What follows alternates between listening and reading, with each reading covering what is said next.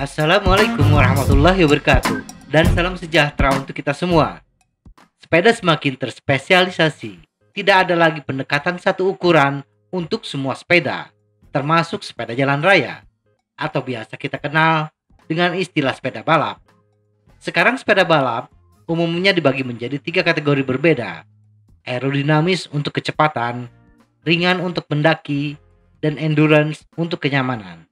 Apa kekurangan dan kelebihan serta ciri-ciri dari masing-masing kategori sepeda balap ini, dan untuk kondisi seperti apa yang cocok, akan kita bahas dalam video ini.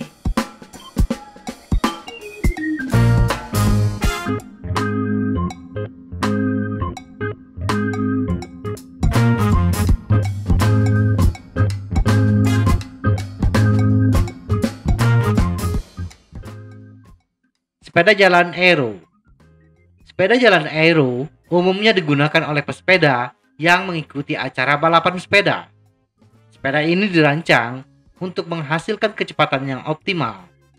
Sepeda ini memiliki fitur yang menonjol seperti geometri yang agresif, profil tabung aero, dan menggunakan pelek yang dalam. Karena didedikasikan untuk kecepatan, sepeda jenis ini sedikit mengabaikan kenyamanan. Sepeda jalan aero lebih memprioritaskan untuk mengurangi hambatan dan memungkinkan pesepeda dalam posisi yang lebih aerodinamis, sehingga lebih mudah ketika membelah angin. Sepeda aero akan memiliki head tube yang lebih pendek, sehingga posisi bersepeda bisa lebih agresif dengan jangkauan yang lebih panjang. Bila kita melihat data geometri sepeda, sepeda aero memiliki frame stack yang lebih pendek dan frame reach yang lebih panjang dibandingkan sepeda jalan raya lainnya.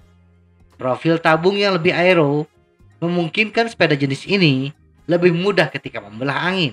Profil aero memiliki tabung panjang, tebal, dengan ujung depan tabung yang meruncing dan ekor yang terpotong. Sepeda aero akan selalu dipasangkan dengan roda yang memiliki pelek yang dalam untuk mengurangi hambatan dan meningkatkan aerodinamis. Biasanya roda ini memiliki kedalaman setidaknya 40 mm, terkadang hingga 80 mm. Kelemahan menggunakan roda dengan pelek yang dalam adalah memiliki bobot yang lebih berat dan berpotensi mengalami kesulitan ketika kondisi berangin. Sepeda aero biasanya menggunakan gear rasio yang besar agar memungkinkan dikayuh dalam kecepatan tinggi. Sepeda aero kebanyakan menggunakan crankset standar 53-39T dengan kaset 11 hingga 25T.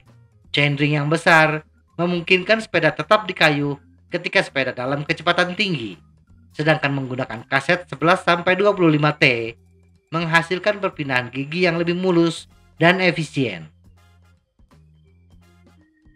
Sepeda jalan ringan. Sepeda jalan ringan akan cocok digunakan bila jalur bersepeda kebanyakan mendaki. Sesuai dengan namanya, sepeda jalan raya kategori ini memiliki bobot yang paling ringan dibandingkan kategori lainnya.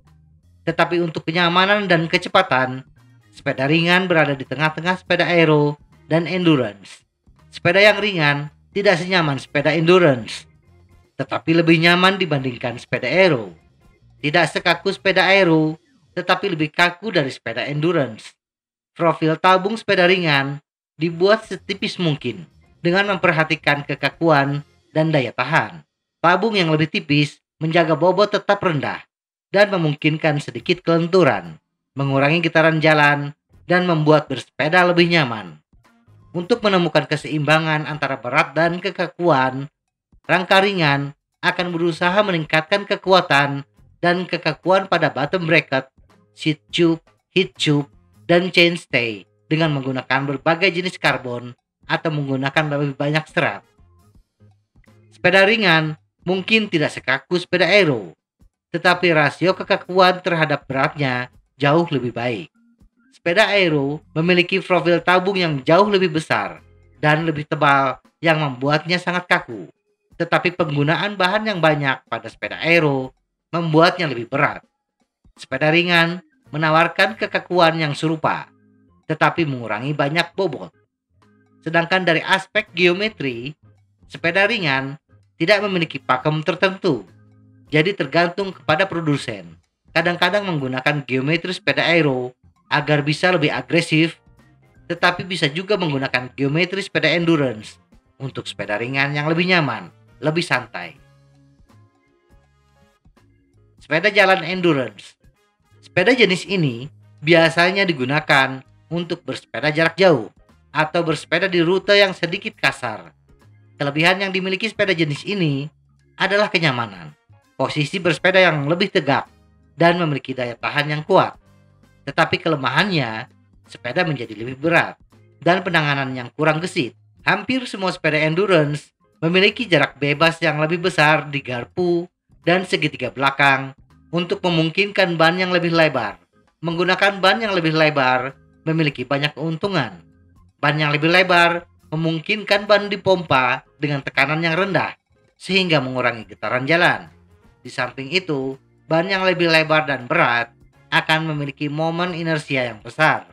Geometri sepeda endurance kebalikan dari geometri sepeda aero.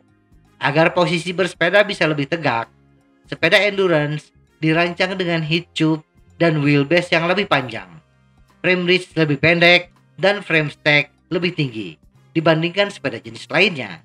Geometri seperti ini akan memudahkan pesepeda ketika dalam perjalanan jauh, tanpa harus merasakan nyeri pada punggung, bahu, dan paha belakang. Walaupun sepeda endurance memiliki kecepatan yang paling rendah dibandingkan yang lain, tetapi untuk perjalanan yang lama, kenyamanan akan memperpendek waktu tempuh karena pesepeda dimungkinkan terus mengayuh sepeda. Ban yang lebih lebar, jarak sumbu roda yang memanjang, dan panjang stang yang lebih lebar akan meningkatkan stabilitas sepeda. Sepeda endurance biasanya memiliki panjang stang 44 cm atau 46 cm, sedangkan sepeda aero dan ringan biasanya memiliki panjang stang 40 cm atau 42 cm. Atau secara umum, panjang stang sepeda endurance 2 cm lebih panjang dari sepeda aero atau ringan. Sepeda endurance juga memiliki sudut heat tube yang lebih landai, sehingga kemudi tidak terasa liar, khususnya di kecepatan rendah dan perbekalan yang banyak. Tetapi konsekuensinya, sepeda kehilangan kelincahan. Semoga informasi ini bermanfaat. Tetap sehat. Salam goes.